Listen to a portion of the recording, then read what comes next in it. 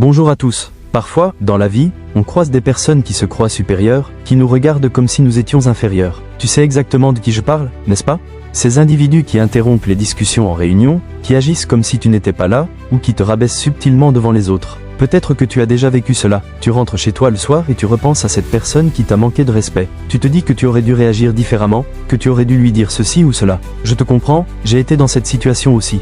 Mais aujourd'hui, je vais te présenter des stratégies efficaces pour gérer ces personnes toxiques qui te méprisent, qui te rabaissent et qui te manquent souvent de respect. Attention, je ne parle pas de vengeance ou de conflit, mais de techniques intelligentes qui vont changer la perception que ces gens ont de toi. Le respect, ça ne se demande pas, ça s'impose. Pas par la force ou l'agressivité, mais par ton attitude et tes actions. Reste bien jusqu'à la fin de cette vidéo, car je vais te fournir des outils concrets pour que plus jamais, je dis bien plus jamais, quelqu'un n'ose te manquer de respect. Et crois-moi, une fois que tu auras appliqué ces techniques, ces mêmes personnes qui te méprisaient commenceront à te voir d'un tout autre œil.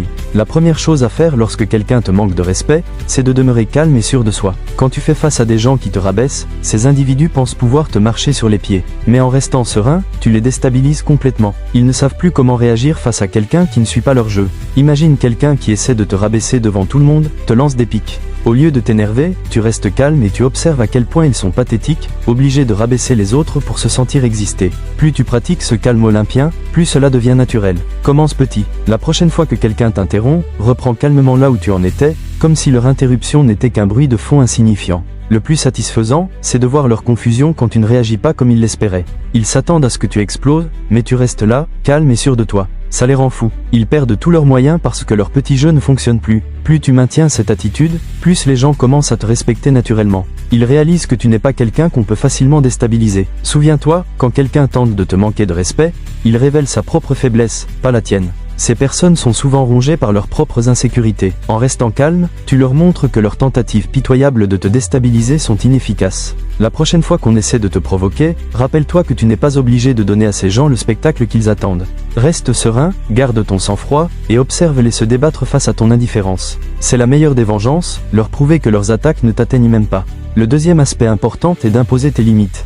Beaucoup de gens se laissent maltraiter parce qu'ils n'osent pas établir leurs limites. Quand quelqu'un te manque de respect, te parle mal ou essaie de te rabaisser, que fais-tu? Tu te tais et encaisses? C'est exactement ce qu'ils veulent. Ces personnes sont comme des vautours, elles repèrent ta faiblesse et en profitent. Tu n'as pas besoin d'être agressif pour te faire respecter. Ce qu'il te faut, c'est poser des limites claires. Par exemple, quand quelqu'un te parle mal, regarde-le droit dans les yeux et dis-lui « Je n'accepte pas qu'on me parle sur ce ton ». Point final. Pas besoin d'en faire des caisses. Dès que tu commences à faire cela, les gens changent d'attitude. Ils réalisent qu'ils ne peuvent plus te traiter comme leur paillasson. Cela les perturbe, car ils s'attendaient à ce que tu continues à encaisser. Je sais que tu penses peut-être que tu ne veux pas créer de problème, mais c'est exactement ce genre de pensée qui fait que les gens continuent à te manquer de respect. Les limites, ce n'est pas pour blesser les autres, c'est pour te protéger. En posant tes limites, tu fais le tri dans ton entourage. Chaque fois que tu dis non à quelqu'un qui essaie de te rabaisser, tu te renforces. C'est comme un muscle que tu entraînes.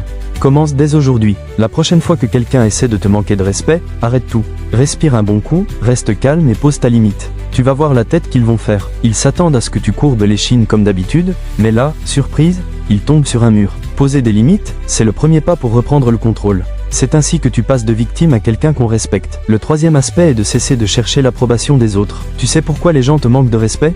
Parce que tu es là à quémander leur approbation. Est-ce qu'ils m'aiment? Est-ce qu'ils me respectent? Stop, ça s'arrête aujourd'hui. Tant que tu continues à mendier l'approbation des autres, tu es foutu. Ces personnes-là, elles sentent ta faiblesse à des kilomètres. Ta valeur ne dépend pas de ces individus qui te jugent. Elle dépend de toi, de tes actions, de tes choix, de la manière dont tu te traites toi-même. Une fois que tu es clair sur tes valeurs et tes limites, tu deviens intouchable. Les critiques glissent sur toi comme de l'eau sur les plumes d'un canard. Arrête de dire oui à tout. Quand quelqu'un te demande quelque chose qui va à l'encontre de tes principes, dis non. Pas besoin de t'excuser ou de te justifier. Les gens respectent ceux qui savent dire non poliment, pas ceux qui essaient désespérément de plaire à tout prix. Le quatrième point est de quitter la table où le respect n'est pas servi. Quand les gens te manquent de respect, la meilleure arme que tu as, c'est tes pieds. Trop de gens restent là, à encaisser, à subir, par peur d'être seul ou de créer des conflits. Mais cette peur te ronge de l'intérieur. Quand quelqu'un te rabaisse, lève-toi et pars, sans drame, sans explication. Partir, ce n'est pas fuir, c'est reprendre ton pouvoir. Ta paix mentale vaut plus que leur manque de respect. Le cinquième aspect est d'être un exemple de respect. Quand quelqu'un te crache à la figure, ton premier réflexe est de lui rendre l'appareil. Mais c'est exactement ce qu'ils veulent. Moi, j'ai une meilleure technique. Reste calme, poli et respectueux, même quand il te provoque. Imagine quelqu'un qui te critique devant tout le monde. Au lieu de t'énerver, réponds avec un calme glacial.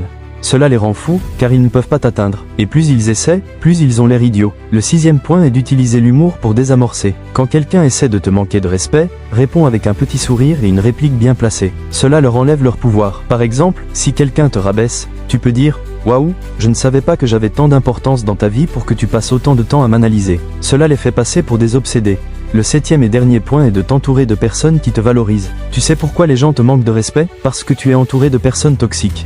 Il y a un dicton qui dit que tu es la moyenne des 5 personnes avec qui tu passes le plus de temps. Si ces personnes te rabaissent, il est temps de faire le ménage. Entoure-toi de gens qui t'écoutent vraiment, qui célèbrent tes victoires et qui te donnent de vrais conseils. Quand tu commences à t'entourer de personnes qui te respectent, un truc magique se passe. Les toxiques se barrent d'eux-mêmes, car ils ne peuvent plus jouer avec toi. Tu n'es plus leur punching ball émotionnel.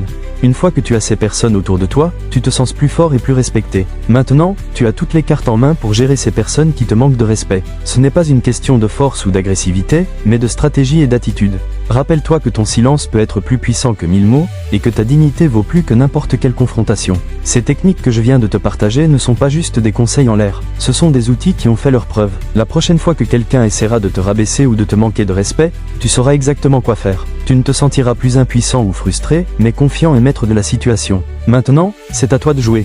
Choisis une ou deux techniques qui te parlent le plus et commence à les appliquer dès aujourd'hui. Tu verras, les résultats vont te surprendre.